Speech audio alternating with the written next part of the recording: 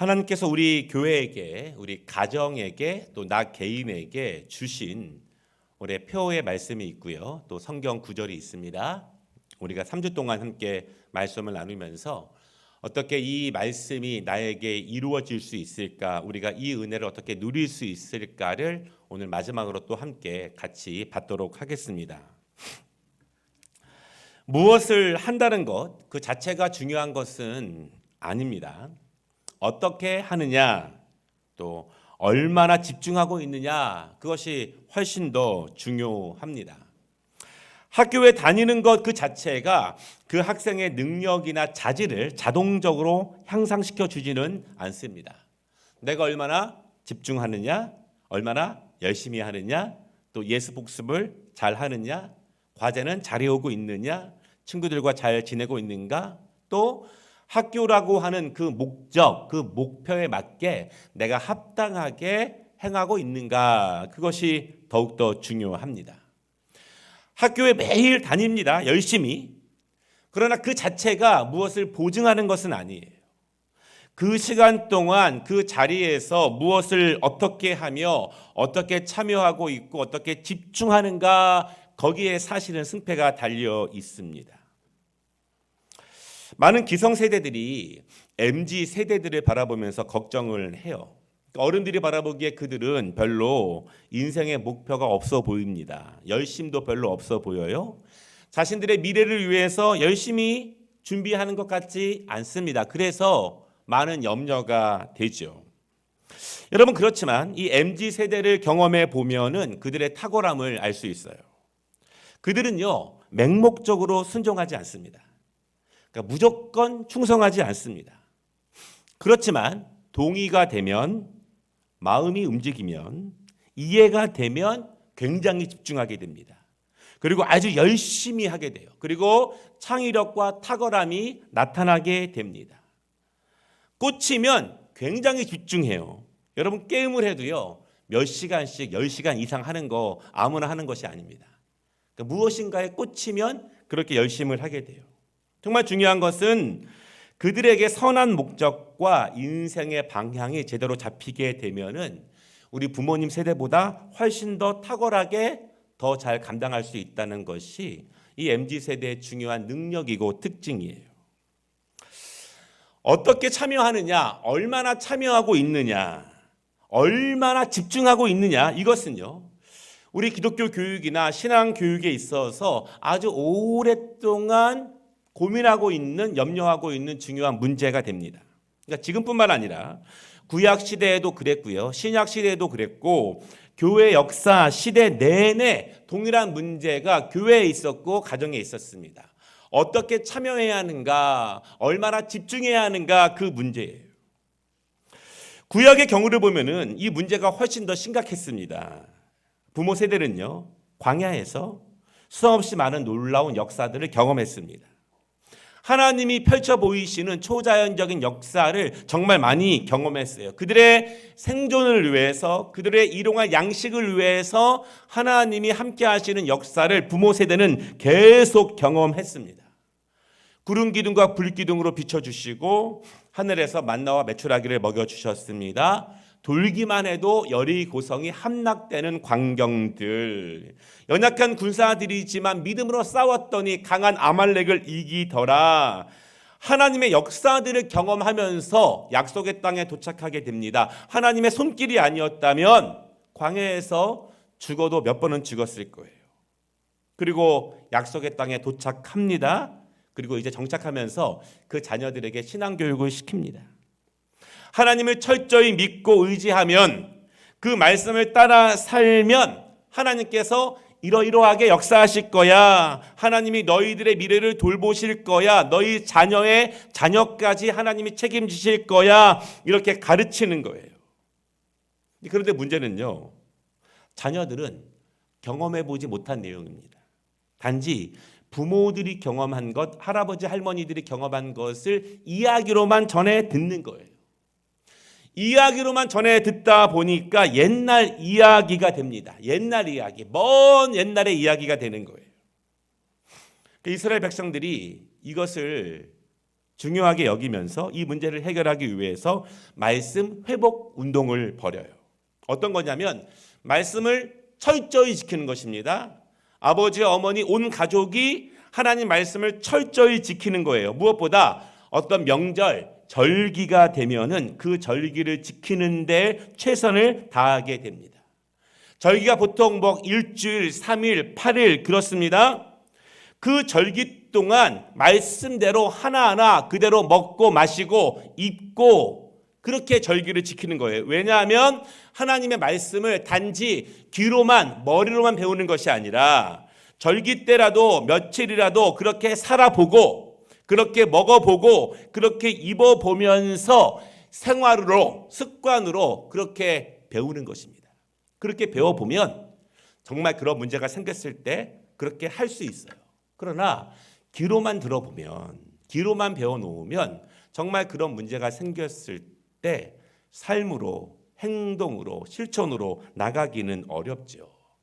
그래서 이스라엘 백성들은요 절기 교육만큼은 온 가족이 최선을 다해서 힘써 지켰습니다.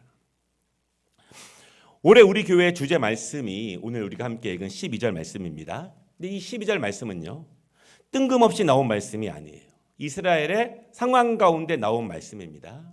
특별히 요한복음 7장과 8장은 연결되는 말씀인데요. 7장 2절에 보면은 초막절이 다가오게 됩니다. 그리고 예수님이 초막절에 예루살렘 성전으로 나아가게 되십니다. 그리고 초막절의 모든 행사가 끝나고 나서 예수님이 오늘 본문 12절 말씀을 우리에게 주신 거예요. 오늘 말씀을 통해서 왜 예수님은 초막절에 이 12절 말씀을 주셨는가? 그리고 지금 우리 2023년을 살아가고 있는 우리들은 오늘 이 말씀을 어떻게 받아들일 것인가? 그리고 이 말씀을 어떻게 누릴 것인가? 오늘 이 말씀을 통해서 주님이 주시는 은혜를 우리 모든 개인들과 가정들과 성도들이 누려보시기를 주님의 이름으로 축복합니다. 첫 번째 말씀은요. 그것을 온전히 이루시는 분은 예수 그리스도시다. 온전히 이루시는 분은 예수 그리스도시다. 이스라엘 역사에서 중요한 몇 가지의 명절이 있죠. 그중에 초막절은 굉장히 중요한 명절이에요. 이 초막절은요. 이스라엘의 조상들이 애굽에서 400년 동안의 생활을 마치고 꿈에도 그리던 약속의 땅 아브라함이 거주하던 가나안 땅으로 가기 위해서 애굽을 나서게 됩니다. 그리고 이제 광야입니다. 거기서 작은 초막을 짓고 이동하면서 약속의 땅으로 가게 됩니다. 작은 초막에 살아요. 매일매일 때로는 몇 달씩 이동하게 됩니다. 그렇게 40년 동안을 살았습니다. 그리고 그 광야 속에서 40년 동안 수많은 하나님의 역사를 경험하게 됩니다. 그러니까 그것을 기억하는 것이 초막절이에요. 우리는 비록 작은 초막에 살았지만 늘 이동해야 하지만 그럼에도 하나님께서 우리를 약속의 땅까지 인도하셨습니다. 이것입니다. 정처 없이 오늘은 이곳 내일은 저곳 살아가지만 하나님께서는 한 번도 틀림없이 정확하게 우리를 수많은 기적과 하나님의 손길을 통해서 약속의 땅으로 인도하셨습니다. 이것을 기념하는 것이 초막절입니다. 전통적으로 이스라엘 백성들은요. 초막절이 되면은 두 가지의 큰 행사를 하게 돼요. 말씀에 의지한 행사입니다. 두 가지 행사에 대해서 스가랴 14장 7절과 8절에 소개하고 있는데 이런 것입니다. 여호와께서 아시는 한 날이 있으리니 낮도 아니요 밤도 아니라 어두워 갈 때 빛이 있으리로다. 8절입니다. 그날의 생수가 예루살렘에서 솟아나서 절반은 동해로 절반은 서해로 흐를 것이라. 여름에도 겨울에도 그러하리라. 초막절에 벌어지고 있는 중요한 행사, 첫 번째 행사는 8절에 근거하고 있는데요. 실로암 연못에서 물을 길러서 성전 번제단으로 나르는 의식입니다. 이사야서 12장 3절에도 이 의미가 있습니다. 그러므로 너희가 기쁨으로 구원의 우물들에서 물을 기르리로다. 여러분 저 그림을 한번 보십시오. 이른 새벽에 제사장들이 실로암 연못에 가게 됩니다. 그리고 그 물을 이렇게 따라요. 그러면 성전까지 수많은 사람들이 나열해 있습니다. 그 물들이 전달돼요. 그래서 하나님께서 함께 하시는 그 임재의 공간인 번제단에 그 물을 붓는 거예요. 이것이 초막절에 굉장히 중요한 행사입니다. 왜 이런 일을 할까요? 왜 물을 성전 번제단에 붓는 것인가? 여기에는 특별한 의미가 있습니다. 이스라엘 백성들에게 필요한 하나님은 전통적으로 시편 23편의 하나님이에요. 우리를 푸른 초장으로 인도하시는 분, 우리를 쉴만한 물가로 인도하시는 그분. 광야 같은 땅에 푸른 초장이 어디 있겠습니까? 메마른 황망한 그 땅에 물가는 또 어디 있겠습니까? 쉽지 않아요. 그들은 늘 풀이 부족하고 늘 물이 부족합니다. 그러나 그들은 분명히 믿어요. 하나님께서는 아무것도 없는 광야에서도 우리의 조상들을 먹이셨습니다. 아무것도 자라지 않는 땅에서도 하나님은 우리를 먹이셨습니다. 아무것도 솟아나지 않는 그 땅에서 바위를 깨시사 생명의 물로 우리를 먹이셨습니다. 광야에서도 우리를 살리시고 오늘까지 인도해 주셨습니다. 분명한 믿음을 갖습니다. 그래서 지금도 메마른 땅이지만 비 한 방울 내리지 않는 땅이지만 하나님께서는 이른 비와 늦은 비를 통해서 우리를 마시게 하실 것입니다. 그 물을 통해서 풀은 자랄 것이고 그 풀을 통해서 우리가 또한 먹고 주의 은혜를 누릴 것입니다. 이스라엘 백성들은 이런 고백이 얼마나 많습니까? 시편 1편에 있는 말씀처럼 시냇가에 심겨진 나무가 되기를 원합니다. 해는 높고 가라지만 시냇가에 심겨졌기 때문에 늘 주님으로부터 생명의 물을 공급받는 그러한 복된 자가 되기를 원합니다. 이것이 이스라엘 백성들이 가졌던 은혜고 사모함입니다. 그래서 그들은요, 이러한 풍성함을 원하면서 실로암에 있는 물을 길러다가 성전에 붓는 거예요. 매년 이렇게 행했습니다. 수백 년에 그렇게 행했습니다. 스가랴 선지자의 말씀을 의지하며 이사야 선지자의 말씀이 이루어지기를 사모하면서 우리 조상들이 경험했던 누렸던 그 은혜들, 광야에서의 살리신 은혜, 지키시고 보호하시고 승리하게 하신 은혜가 지금도 역시 이루어지기를 사모하면서 이 행사를 하는 거예요. 얼마나 약한 민족입니까? 강한 민족들 사이에서 늘 수백 년 동안 이리 치이고 저리 치입니다.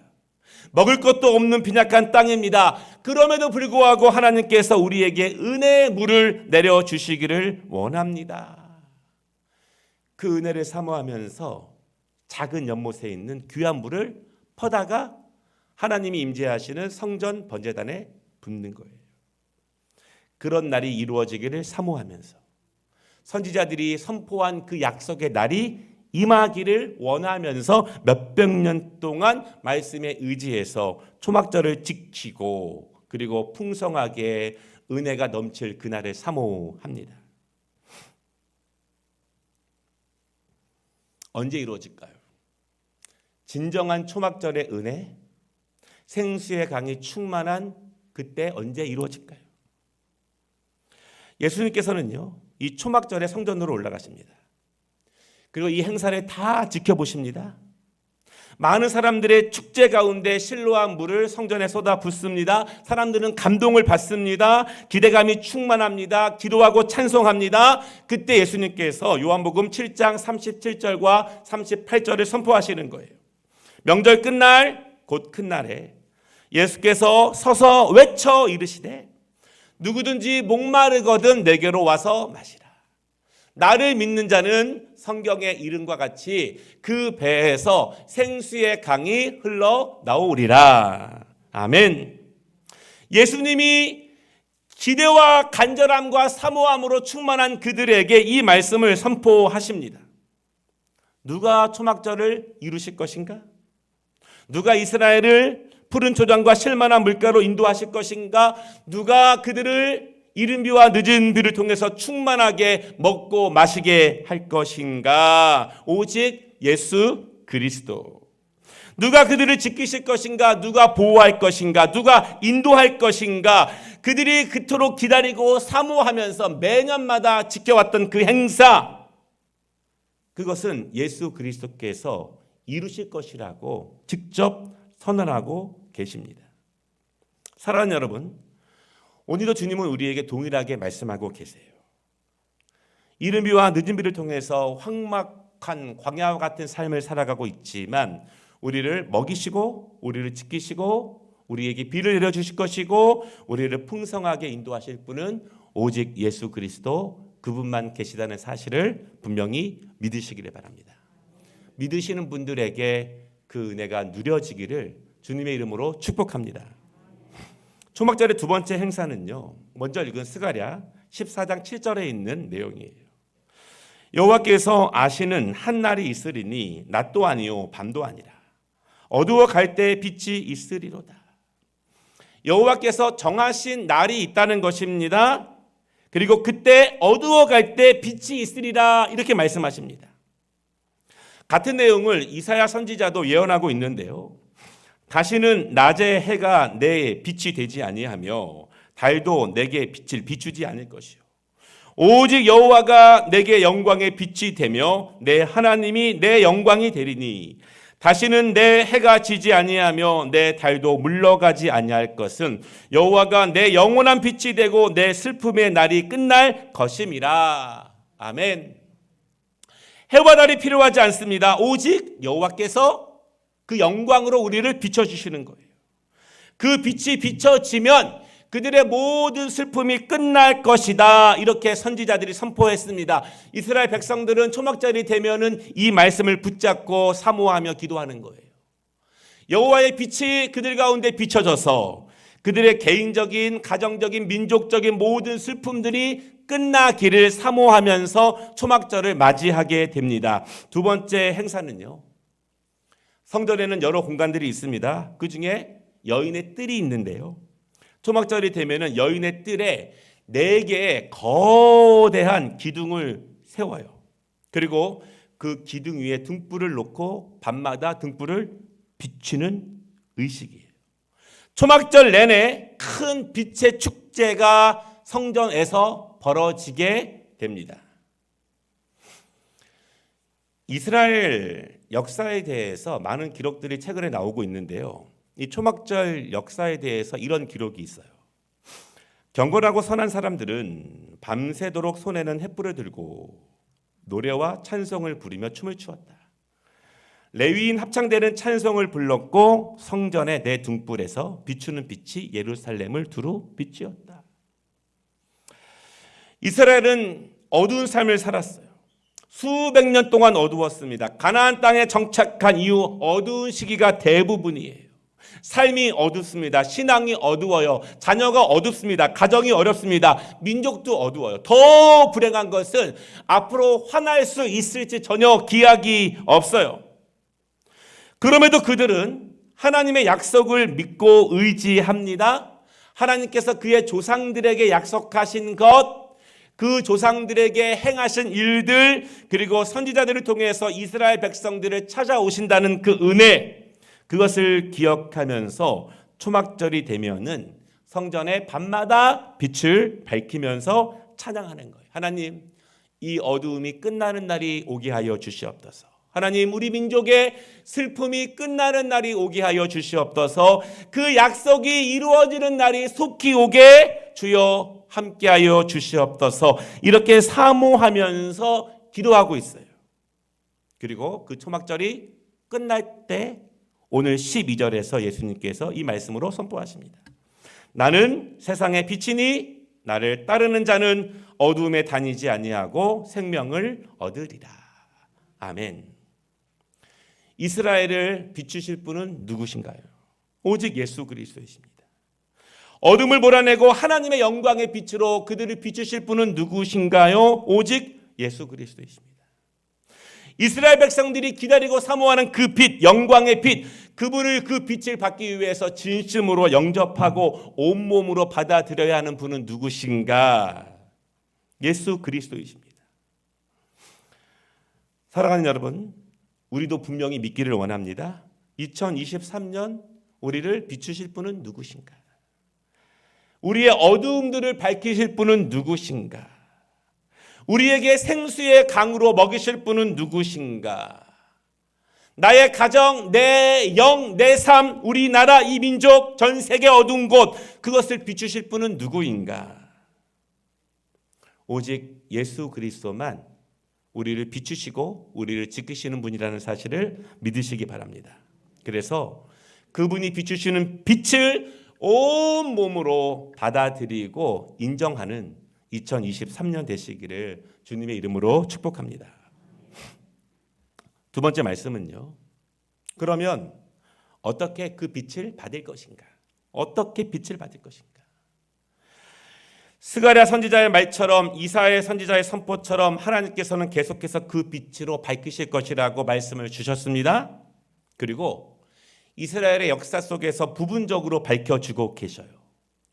믿음의 사람들을 통해서 그들을 어두운 가운데 밝히시며 건져내시면서 하나님이 어떻게 밝히시는가를 보여주고 있습니다. 그 밝히심의 역사들이 성경에 낱낱이 기록되고 있습니다. 그래서 빛을 본 사람들은 알아요.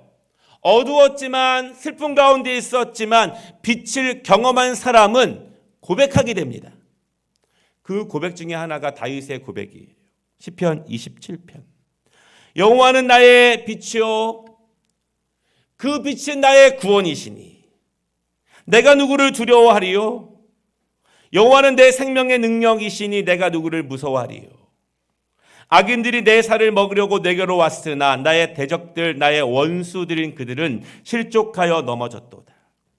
여호와께서 환난 날에 나를 그의 초막 속에 비밀히 지키시고 그의 장막 은밀한 곳에 나를 숨기시며 높은 바위 위에 두시리로다. 아멘. 믿음의 사람들은 하나님의 빛을 받습니다. 그리고 빛을 경험하는 거예요. 그들도 우리처럼 삶의 어두움을 경험합니다. 육신의 어두움, 가정의 어두움, 인생의 어두움들을 계속 경험합니다. 그러나 그들은 빛의 능력을 알아요. 어둡지만 하나님이 빛을 비춰주시면 대적들이 어떻게 꼬꾸라지는지 목격했습니다. 빛이 비춰지면은 낮은 나를, 연약한 나를 하나님이 어떻게 높이시는지를 경험했습니다. 빛의 능력을 알아요. 경험하는 것이 너무너무 중요합니다. 그리고 여러분, 이 빛을 경험하게 되면은요, 담대함이 생깁니다. 염려가 있고요, 근심이 있고 대적들이 몰려오고 문제가 있는데 담대해집니다. 담대함으로 맞설 수 있어요. 두 번, 세 번 이 빛을 경험하게 되면은 어떠한 순간에서도 하나님을 찬양할 수 있는 힘이 생깁니다. 강한 어두움이 몰려와도 두 손 높이 들고 하나님께 기도할 수 있습니다. 왜냐하면 빛을 경험했기 때문에, 빛의 능력을 알기 때문에 그렇습니다. 그래서 다윗은요, 어두움이 몰려올 때마다, 그의 인생이 어두운 가운데 있을 때마다 계속 찬양하고 계속 기도합니다. 그리고 하나님은 계속 그를 비춰주십니다. 비춰주심의 고백들이 그의 시편 수많은 고백들을 통해서 우리에게 알려주고 있는 거예요. 오늘 12절 말씀, 우린 어떻게 그 빛을 경험할 수 있을까요? 우린 어떻게 빛 가운데 살아갈 수 있을까요? 어떻게 빛의 고백이 나의 고백이 될 수 있을까? 주님은 분명히 말씀하십니다. 나는 세상의 빛이니 나를 따르는 자는, 빛 가운데 거하기 위해서, 어둠에 속하지 않기 위해서, 빛이 주는 생명의 능력을 얻기 위해서 예수님은 그 해답을 정확하게 알려주고 계셔요.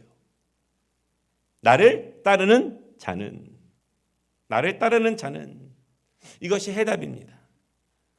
너무 쉬운가요? 아니면 어려운가요? 이것이 해답이에요.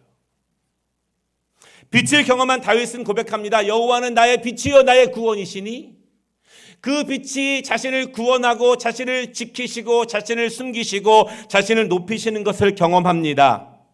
그렇게 빛을 경험한 다윗은 그 빛을 시편에서 내내 고백하고 있어요. 그 빛이 무엇인지. 시편 119편 105절 106절입니다. 주의 말씀은 내 발의 등이요 내 길의 빛이니이다. 다윗이 소개하는 그 빛이에요.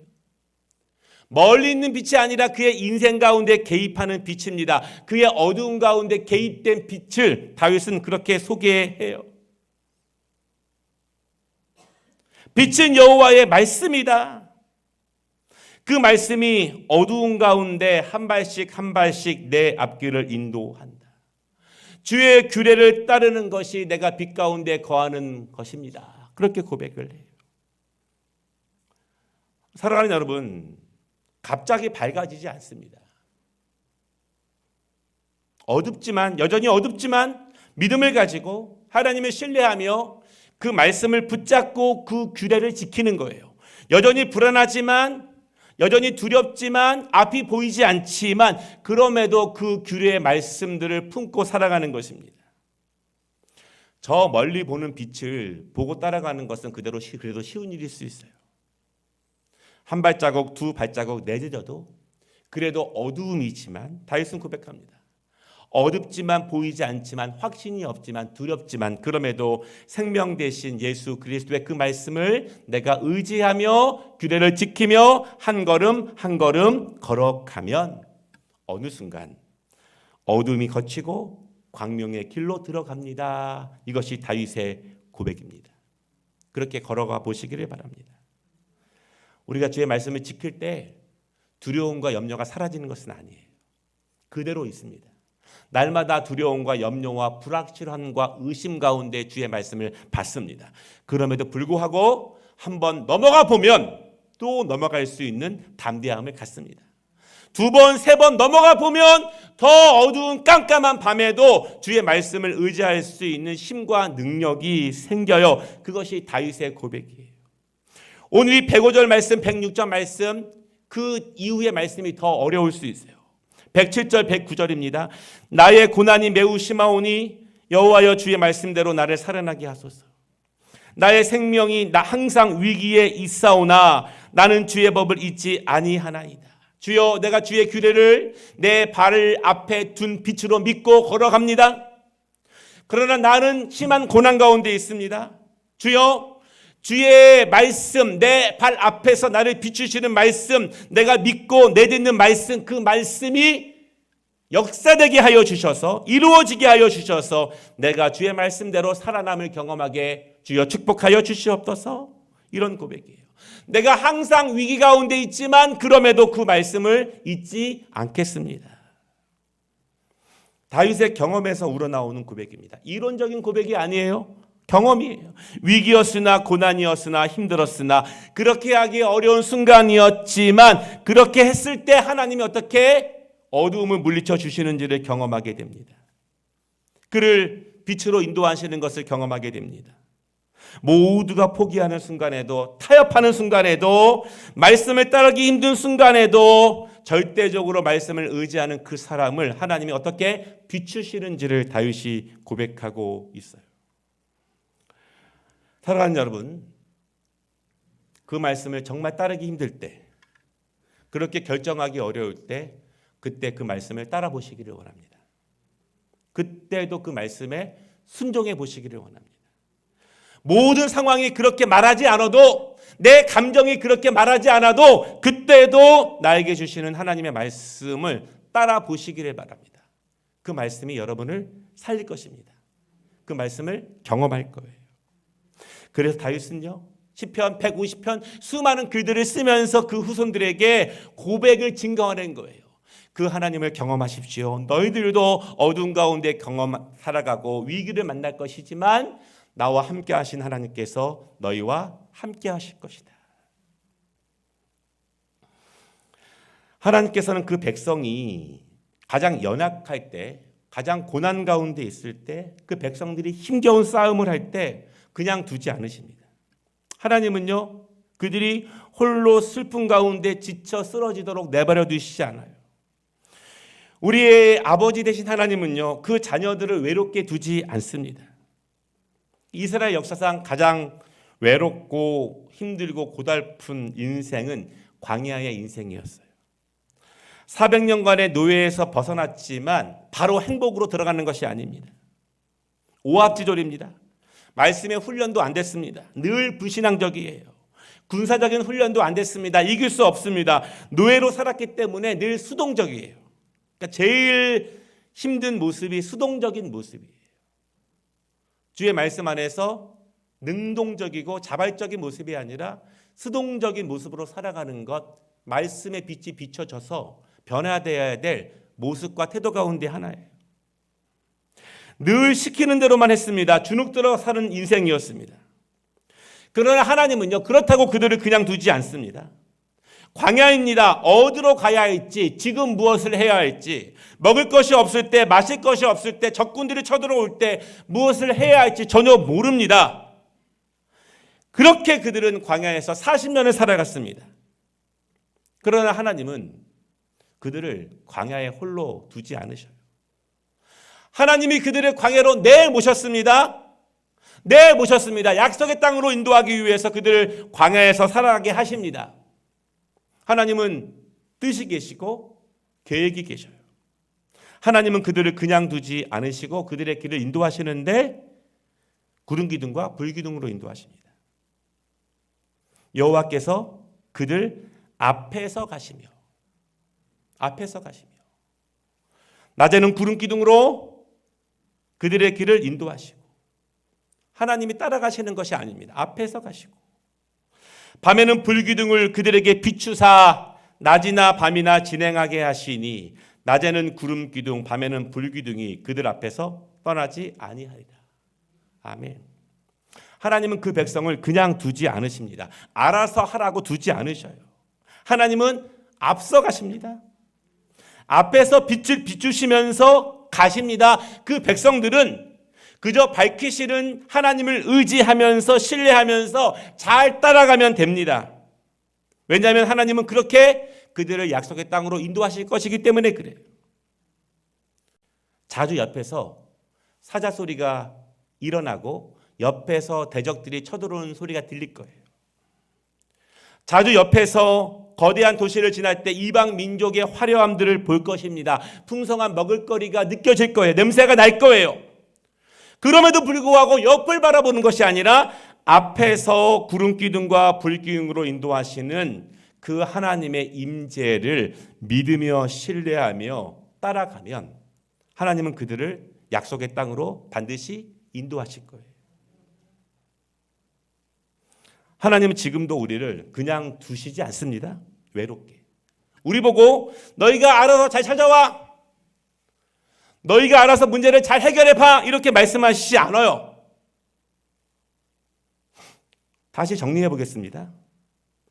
예수께서 또 말씀하여 이르시되 나는 세상의 빛이니 나를 따르는 자는 어둠에 다니지 않냐고 생명의 빛을 얻으리라. 어떻게 빛 되신 분을 따라갈 것인가? 어떻게 따라갈 것인가? 시편 119편 105절이에요. 주의 말씀은 내 발의 등이요 내 길의 빛이니이다. 무엇을 보고 따라갑니까? 주의 말씀을 보고 따라가는 거예요. 내 발 앞에서 나를 비추시고 인도하시는 그 빛을 따라가는 것입니다. 출애굽기 13장이에요. 여호와께서 그들 앞에서 가시며 낮에는 구름기둥으로 그들의 길을 인도하시고 밤에는 불기둥을 그들에게 비추사 낮이나 밤이나 진행하게 하시니. 아멘. 예수를 잘 따라가는 것은 말씀을 따라 살아가는 것입니다. 그 말씀은 내 뒤에서 나를 따라오지 않습니다. 항상 내 앞에서 등이 되시며 빛으로 우리를 인도할 것이에요. 주님은 지금도 구름기둥과 불기둥으로 우리를 지키시고 우리를 보호하십니다. 네가 알아서 해 이렇게 말씀하시지 않습니다. 분명히 우리가 걸어갈 약속의 땅까지 안전하게 안내해 주실 거예요. 말씀을 마치겠습니다. 이스라엘 백성들은 개인적으로, 가정적으로, 민족적으로 어두움 시기를 보내게 되고, 그때 초막절이면 등불을 밝히고 하나님의 약속의 빛이 그들 가운데 비춰주기를 사모합니다. 그리고 실로암 연못에서 물을 길어서 성전 제단에 부으면서 하나님께서 광야에 강을 내시고 사막에 길을 내시는 그날을 사모하는 거예요. 그 모든 것이 맞춰지고 주님이 그들에게 선포하십니다. 너희들이 기다리던 그 생수, 내가 그 생수의 강이 흘러 넘치게 하리라. 내가 하리라. 내가 세상의 빛이다. 나를 따르는 자는 어두움에 머무지 않을 것이다. 생명 안에 거할 것이다. 아멘. 2023년 빛 가운데 거하시기를 바랍니다. 말씀 안에 거하시기를 바랍니다. 말씀을 잘 따라가시기를 바랍니다. 특별히 작년에 걸렸던 그 말씀, 순종하지 못한 그 말씀 순종하시고 잘 따라가시기를 바랍니다. 그 말씀이 나를 비춰주실 거예요. 옆에서는 수많은 유혹과 화려함들과 멋진 것들이 있을 것입니다. 그러나 거기에 생명이 있는 것이 아니라 내 발 앞에서 나를 비춰주시는 그 말씀 신뢰하며 잘 따라갈 때 생수의 강이 넘칠 것입니다. 그 은혜를 꼭 경험하는, 밝히시는 예수 그리스도의 은혜를 꼭 경험하는 2023년 되시기를 주님의 이름으로 축복합니다. 할아버지의 하나님, 아버지 어머니의 하나님이 아니라 나의 하나님으로 받아들이게 하여 주시옵소서. 옛날 이야기, 이스라엘의 역사가 아니라 지금도 동일하게 나를 통해서 일하시고 나와 함께 하실 그 말씀을 온 마음으로, 온 삶으로 받아들이게 하시고 누리게 인도하여 주시옵소서. 숱한 어두움들이 있습니다.